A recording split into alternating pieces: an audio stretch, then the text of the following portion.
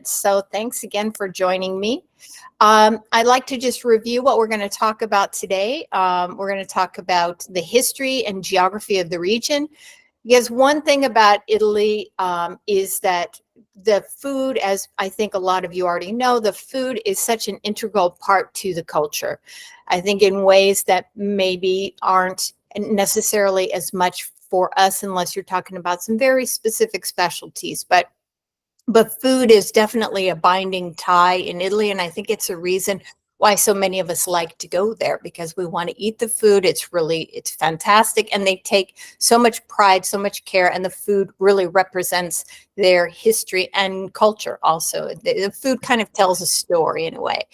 We'll also talk about the geography, because without the land and the geography, you just don't get the produce that we're going to be talking about today.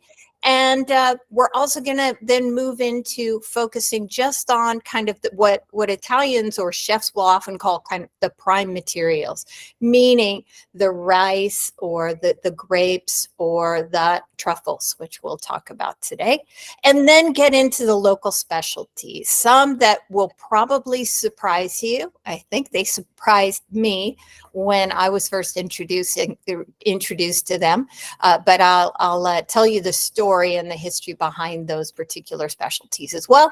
And then, of course, we'll also talk about the Piemonte wines. It's really hard to put this into a linear format, really, because everything is so tied together. So I'm going to kind of be bouncing around a little bit during our talk. So I like to always start with a map and show you where Piemonte is. A lot of people ask me, I tell them I'm doing a tour in Piemonte, and they say, well, where's that? It's in the very upper northwest part of Italy, and it's touching Switzerland and France. And that kind of position affects and influences the food that we will be talking about. Torino and Piemonte is the seat of the House of Savoy. Now, the Savoy are to the Piemonte what even I think they would arguably have a greater influence, really, over that region than, say, the Medici in Tuscany do, even if they were Grand Dukes of Tuscany. The Dukes of Savoy were Grand Dukes and then kings of Piemonte and Sardinia, and then ultimately kings of Italy. And they were really a recognized noble house from the time before William the Conqueror in the early part of the year thousands. So they were around for a very long time, very wealthy family, and their region or their sphere of influence stretched across the Alps over to France. So they bring in a lot of kind of French influence. And then because they were the kings of Italy, they would then in turn influence the rest of Italy once Italy was unified, only in the 1860s, so quite recently. Torino, the capital city, is a very elegant, royal city. It's a Baroque city, one that is really focused on food. It has more Michelin star restaurants than any other city in Italy, which is really saying something given the quality of the food that you find everywhere. And because of that royal kind of an influence that just permeated everything in Torino or Turin, the capital, the bars, the restaurants developed this very kind of elegant, palatial decor. So the bars that were developing in the 17 and the 1800s really reflected the drawing rooms of the palazzi. So that those who were maybe wanting to emulate the noble families, they would go to these bars, which would have gorgeous sitting rooms like this and alcoves. And really, if you've been to Venice and you've been to those beautiful bars on St. Mark's Square, really similar to those with their frescoes and their vaulted ceilings. And in the outside, also people spilling out onto the street.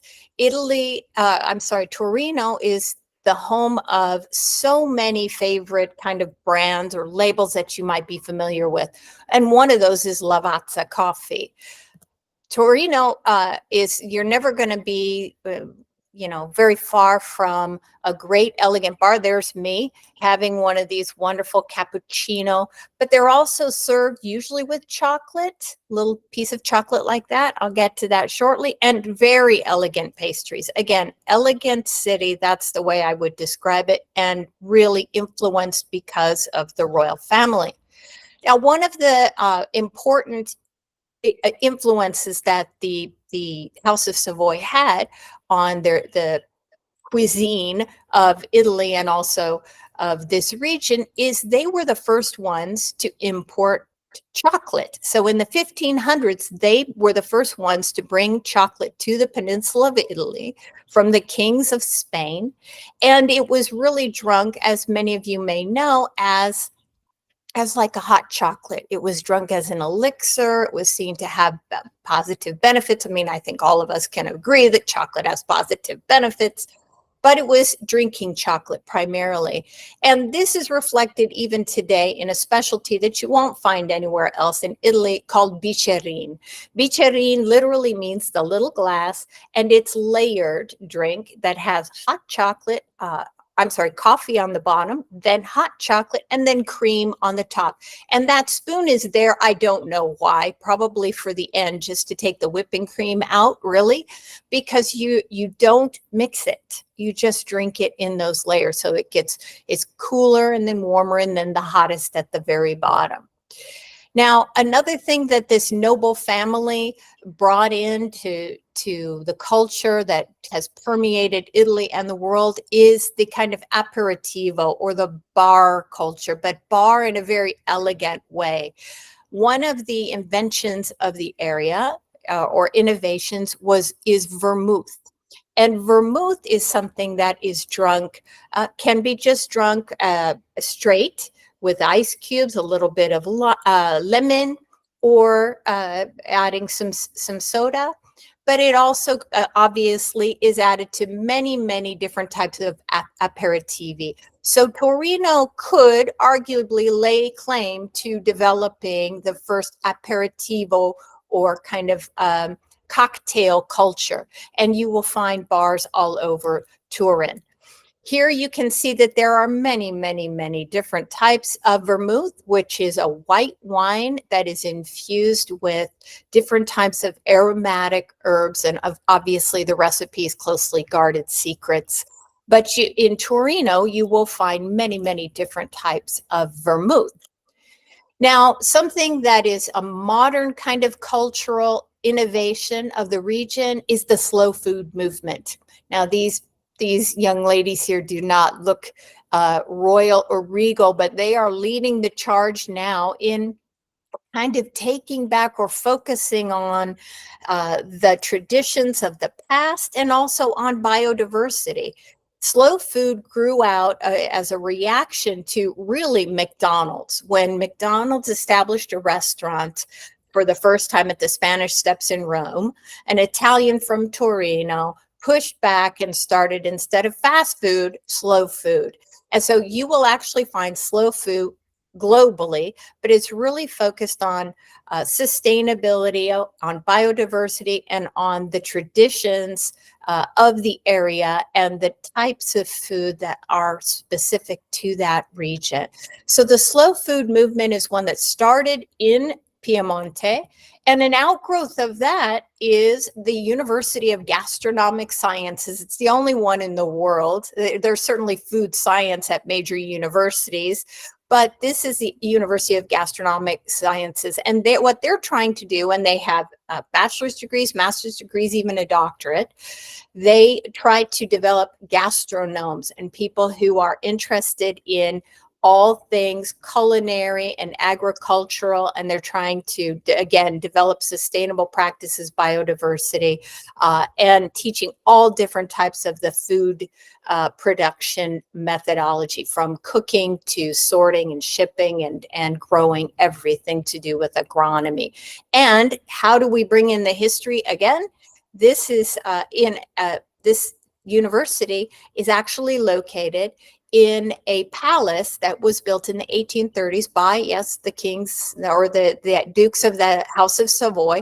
It's a recreation facility. This is their weekend retreat when they wanted to go off from their duties and have a hunting weekend or get together with their friends. So today it's a hotel. It's the University of Gastronomic Sciences, but again, this was built for the House of Savoy. They're never too far from anything we're talking about today. Another expression of today's Turin and leadership and culinary, all things culinary, is Italy. And some of you may be familiar with Italy. It's global now, but the first one was open in Torino. Now, Italy is, it's hard to describe, but it is everything food under one roof. So you can see on the left-hand side of your screen, there are people sitting at a stool, and they might be having handmade pasta or handmade pizza, or they might even be having some type of a dessert, while on the other side are all kinds of regional or local specialties that are being sold. So it's a market, it's a food court, it's a wine shop, it's anything and everything to do with food and wine, but hyper local. In Italy, they have a concept known as kilometer zero. And kilometer zero for the Italians is really the kind of the best thing that you can hope for in terms of your food. It's food that has been grown within 1 kilometer from your front door. So that's the best of the best you can hope for. Right now, I'm really happy that kilometer zero, we've got mangoes, limes, and avocados. So we're really enjoying being in Hawaii right now. Now, another cultural expression of the culinary, the importance of this region is that this region was named to the UNESCO World Heritage within the last couple of decades. Now, you can see that there are some numbers on here, and I'll tell you about all of those. But you can see that the pink area, the major areas there, those are wine growing regions. And predominantly, it's the wine growing regions that are the focus. Now, UNESCO, for those of you who haven't really looked into this, really has multiple criterion for inclusion on its list. And this region meets 2 of those. One of those is interaction between man and environment. So here we're talking about the cultivation of the vineyards, the development of architecture to support that, development of infrastructure for the environment. And of course, we're talking about wine growing. And then the second one is material evidence produced by man. So when we talk about material evidence, we're usually talking about some kind of architecture here. And so we'll talk a little bit today about both of those things. Now, the first, number 1, and let's see, number 1 and number 3, number 4, number 5, those are all wine regions, and they look something like this. Unlike Tuscany or other areas of Italy, the hillsides of this region of Piemonte are absolutely pristinely manicured, to the extent that in Italian they say that the hillsides have been combed, because that's the level of precision to which they have cultivated these grapes and laid out these vineyards. So this would be, these are the wine regions of Barolo, Barbaresco, Nizza, Ferrato, Barbera, and Asti. The second one on that map is this castle that's about 1,000 years old. It's the Castello Benso Cavour. Now, why would that be necessarily a UNESCO World Heritage Site? Well, because it was the home of the first prime minister of Italy. Remember, this is the home of the first kings of Italy, but also of the capital of the newly unified Italy in the 1860s. So the count, the Count Cavour, was the first prime minister, and he was very interested in the cultivation of the grape that is to Piemonte what Sangiovese is to Tuscany, the Nebbiolo grape. And this facility is still used to promote the further expansion and development of the cultivation of this grape. Another area, there are actually two that get to the architecture. This is a really interesting one. This is Monferrato of the Inferno.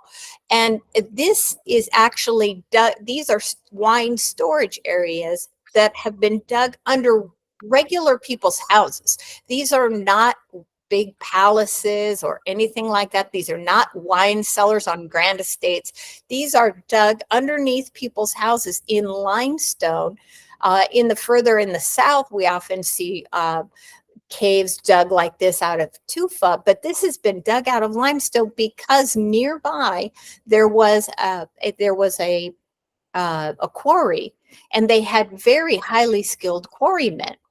And so the quarrymen would then go down, dig out these cellars, and this is where they would store their better wines, because these are just everyday people. And now this is part of UNESCO World Heritage, is the storage of the wine. And that table, for example, was not brought in. This was dug out of the mother rock. So this is a very interesting form of wine storage. Another one is at Canelli, and these are called the wine cathedrals. They stretch for kilometers underground of the city of Canelli. That you can see that they have this arch structure, which make them look like churches, right? But really, they are for the storage of wine. Now, Italy today, culturally, is a very bureaucratic place. And so I would be remiss if I didn't talk a little bit about the bureaucracy of food and wine in Italy. Now, some of you may already know about this, but I don't like to assume anything. So many of you, if you buy authentic Italian food that comes from Italy, may have seen labels on your wine or on your food. In terms of wine, there are two that you will. Oh, there's more than two. There's a few labels, but we'll focus on DOC and DOCG. Now, DOC is Denominazione d'Origine Controllata, which means that it is a denomination of a varietal that has a controlled origin. But more than that, it's also the way that the wine is made.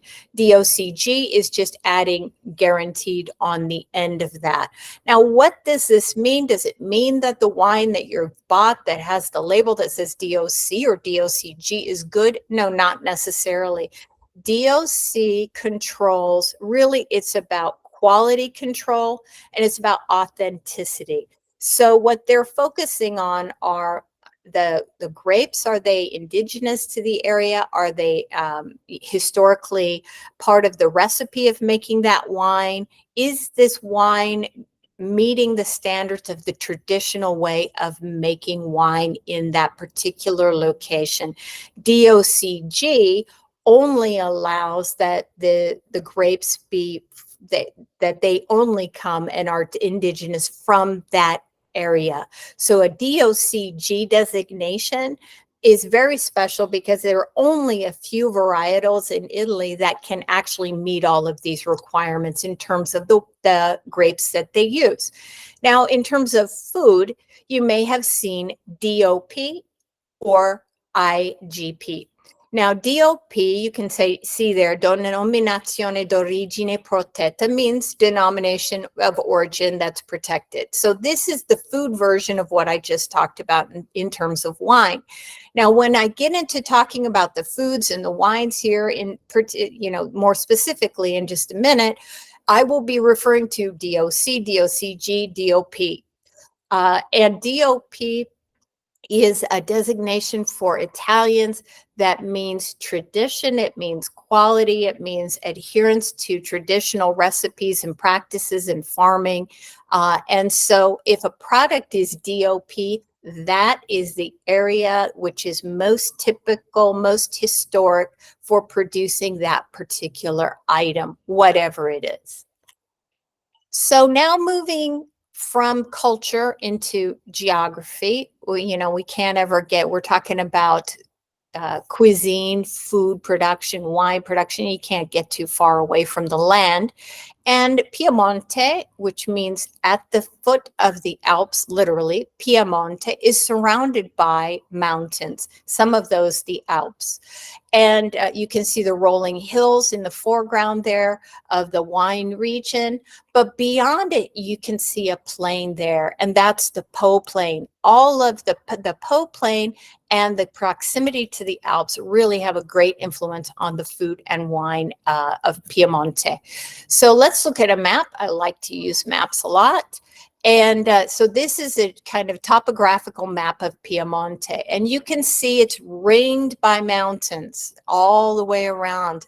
It touches Liguria, France, Switzerland, Aosta Valley, and Lombardy on the east. And I've drawn some arrows there just to show you some principal growing areas in proximity to Turin. I'm just highlighting Turin just because it becomes a point of reference for us. But you can see that in addition to the mountains, a major feature in the landscape of Piemonte that has a major factor on its food is the Po. The Po River is the longest, arguably most important river in Italy. It is like their Mississippi.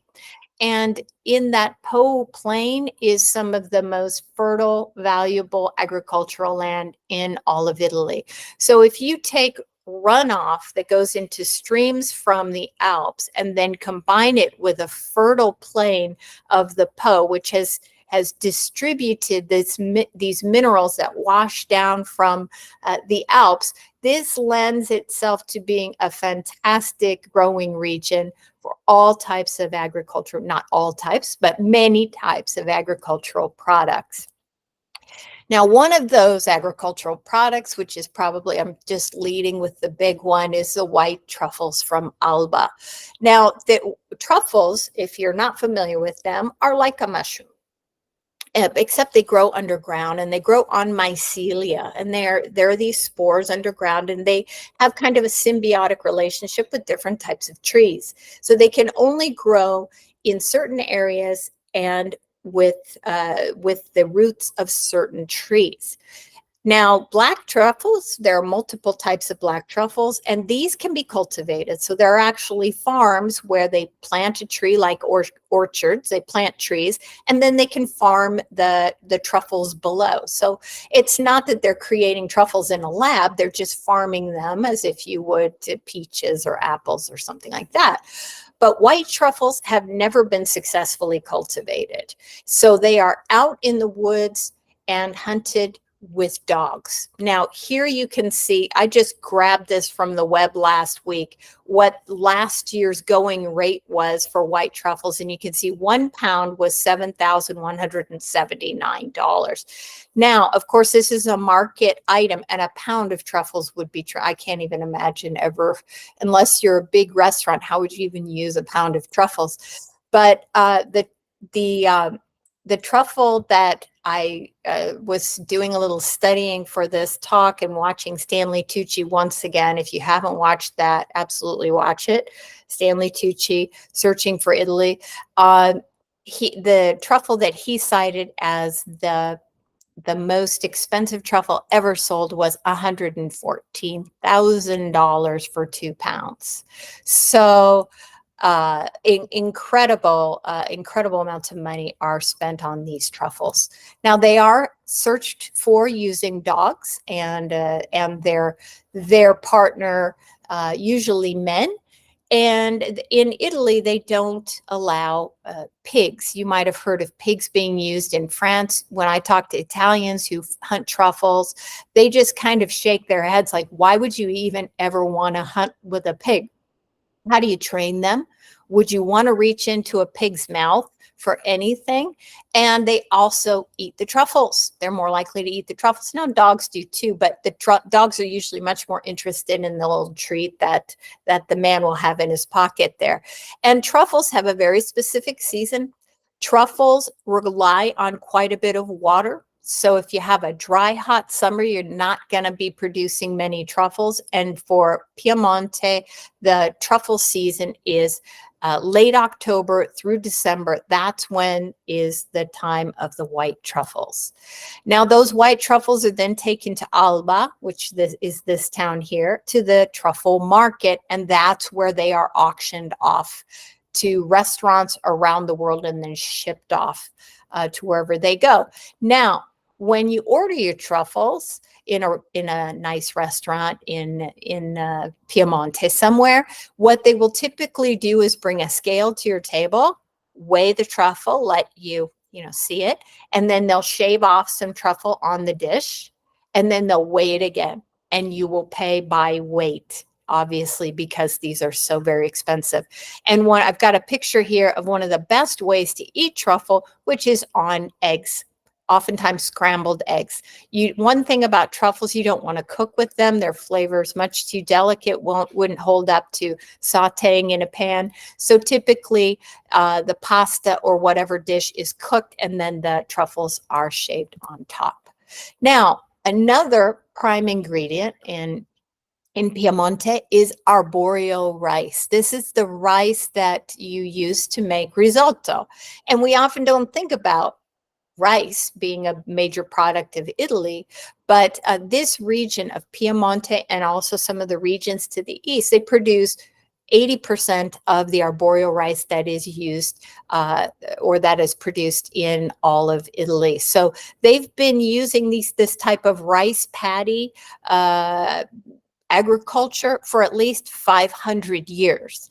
And obviously, this is the way that we get our great Italian risotto, which in this case has truffles on it. Now, another product from the area just to the south of this UNESCO World Heritage wine area of the Langhe is the nocciola, the hazelnuts. And this is where I'm going to say DOP for the first time.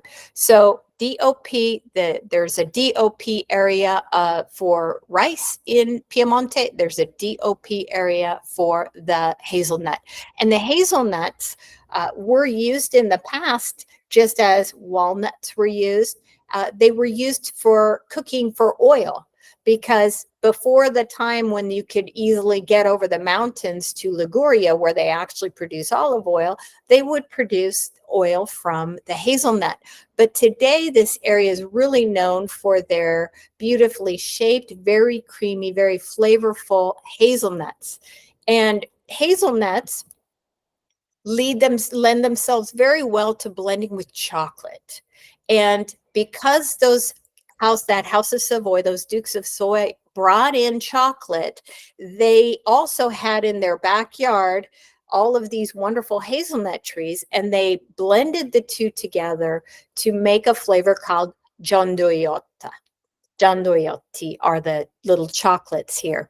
And this Baratti in Milano is based in Torino, and it's from the late 1800s. They've been making this chocolate. Now, just like Reiner brought up, okay, well, Piemonte may be one of the best gastronomic areas of all of Italy.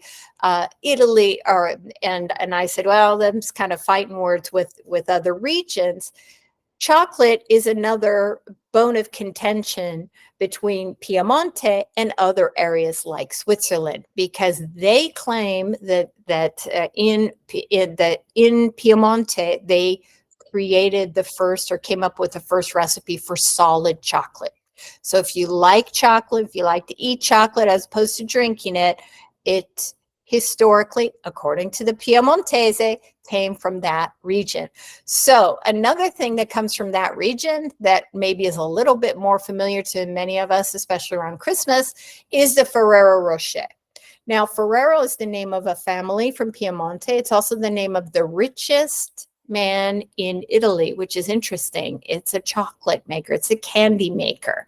And the Ferrero Rocher inside, if you've ever had one, has a hazelnut. So again, we're talking about the hazelnut coming from Piemonte and the chocolate that was first introduced to Italy by the House of Savoy.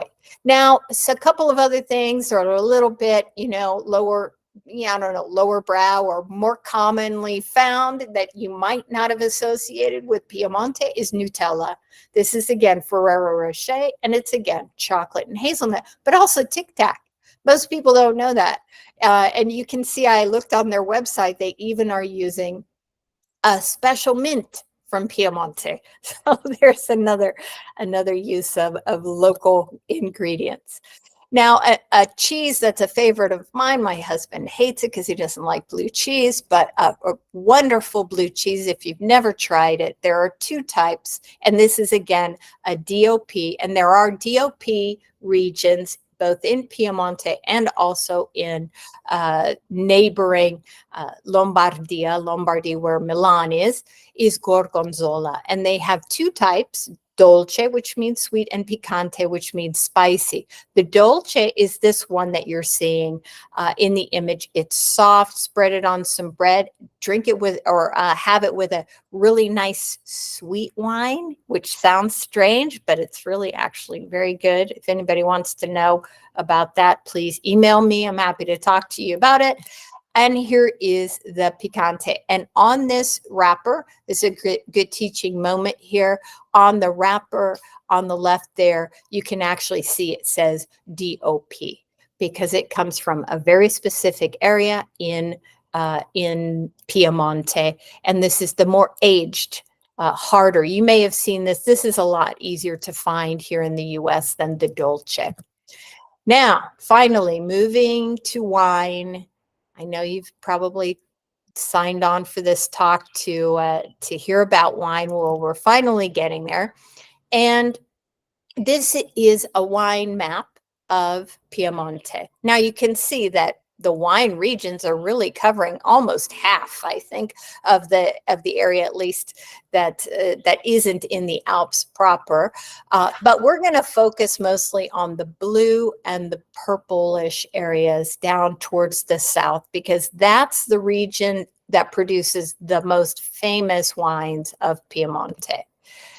Now, the grape that I mentioned before, which is to Piemonte what the Sangiovese is to Tuscany, is called the Nebbiolo, and you may not have ever heard of that.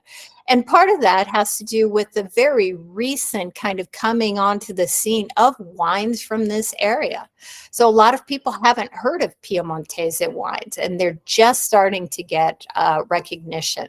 But Nebbiolo comes from the word nebbia. Nebbiolo is a type of a grape, and the probably two of the few most famous wines are produced with this Nebbiolo grape. Now, one of the reasons that they say that it's called Nebbia or Nebbiolo, this grape, is because they say that the best of these Nebbiolo grapes grow above the level of the fog. Now that once going back to the geography, Nebbiolo grapes are, if you're a wine person, you might know something about and I'm blanking on the name of it right now, but there's a very thin-skinned red grape growing in California and Oregon, Pinot Noir. And it is a very fussy grape. It ripens very late. Sometimes it doesn't ripen at all. It flowers early. It needs a kind of a combination of cool nights and warm breezes. And because of that warm, balmy air and sunny days during the daytime, and you get the warm air coming up from the Mediterranean, you get the cool air coming down from the Alps. This is the place in the world to grow this Nebbiolo grape. Now, these are those rolling hills of the Langhe, of the Barolo area, where the Nebbiolo is grown. This is the town of Barolo itself, and this is a great photo to show you just how very carefully manicured the vineyards are and just how they completely cover the hillsides, which is a really unique landscape in all of Italy. The most famous wines of Piemonte, Barolo and Barbaresco, these top two are predominantly made of Nebbiolo. The Barbera, it's its own grape, and the Dolcetto is its own grape as well. Now, Barolo and Barbaresco I've kind of listed them here in order of descending difficulty. Let's call it that. Barolo is a very full-bodied, heavily tannic wine that needs a lot of time to age. It's only until recent new innovations. I mean, I'm just talking about 40 years ago-ish that Barolo came onto the scene. It's now known as the king of wines, but I'd say probably rivaling Brunello if you like Tuscan wines. But Barolo takes a minimum 5 years. It can age for decades. And in the past, it was really almost, it was difficult to drink when it was young. But Barolo is one of these heavy tannic wines. But when you pour it and when you smell it, it looks like something very, very light, like a Pinot Noir. But then when you drink it, it has this very heavy, full-bodied, tannic type of a taste. So Barolo is one that if you see it in the store, it's better to get a more aged Barolo than one, say, that's younger than 5 years. They won't even release a Barolo that's less than 3 years aging. Now, the Barbaresco is made with the same grape, slightly different area, so different kind of character, but it's one that can be drunk a bit younger. So it's one that's very, very popular, and it's very commonly found in restaurants and on tables in Italy. The Barbaresco, same grape, just a little, what they will say, easier drinking, a little bit lighter than the Barolo, but same grape. Now, the Barbera, a different type of grape, is one that is best drunk when it's young. Don't age it more than 5 years. It's got a thick, dark skin, and it's one that's often served, say, as a vino della casa, a house wine in Italy, the Barbera. So if you go traveling in the region of the Langhe and you just order a house wine, chances are it's going to be a Barbera. Now, the dolcetto is one that's even can be drunk even earlier than the Barbera, and it's dolcetto means dolce means sweet, so a little bit on the sweeter side.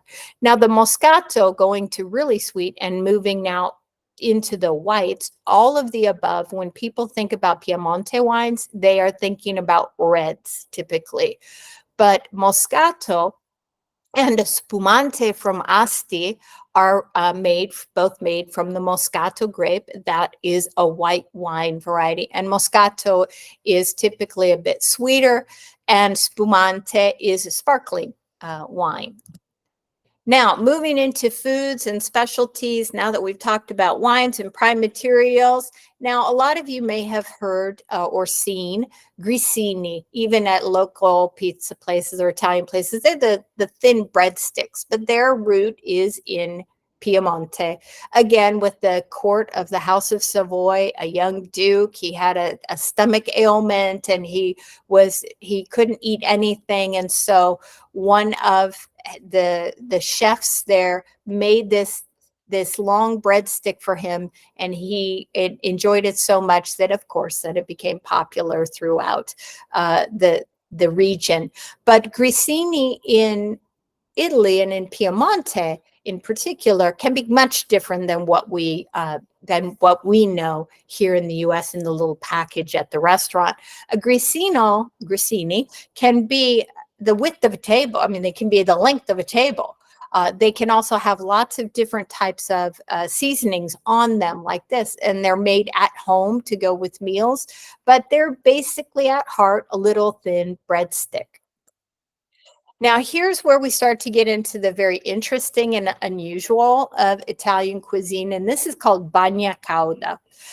The only time I've ever had bagna cauda, I'm happy to say, has been at the home of friends, and they made this for me because this is a really traditional Piemontese dish. So if you go to Piemonte, absolutely try it. People will be impressed that you knew about it and that you ordered it. Bagna cauda is made of oil, garlic, and salted anchovies. And it is ground up into this kind of paste. into which you dip these fresh vegetables. One of the typical types of vegetable to dip into this bagna cauda is what's called cardi, and it's a relative of the artichoke. You can see it there on the right. That's why I included that, because we don't really see cardons or cardi very often on a menu or in a store here. But bagna cauda is at least traditionally served after the first frost. Bagna means bath, and cauda is dialect for hot, so it's the hot bath.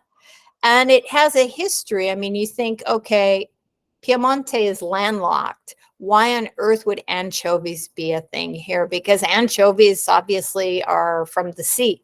They're found in Liguria, which is a neighboring province. Well, with the anchovies, there's a story or tradition that goes back to a time when salt was very heavily prized and was taxed. So salt, if you were buying it or selling it or importing it or transporting it, had a tax on it. But salted anchovies did not. So people would import the anchovies, salted anchovies, add the salted anchovies to their dish to get the salt, or even take the salt off of the anchovies if they wanted to use their salt for something else, for tax evasion, basically. So that's kind of the fun story of why, one of the ways that anchovies made their way into landlocked mountain encircled Piemonte. All right, another dish which is kind of connected with both what we might call cucina povera, which means poor cuisine, but also the houses of the nobility, are these what we call agnolotti del plin. Plin means to pinch. And in Italy, when you travel around, one thing that you'll notice is that every region has their different pastas. So it's impossible for us to know all the different names of all the different types of pasta.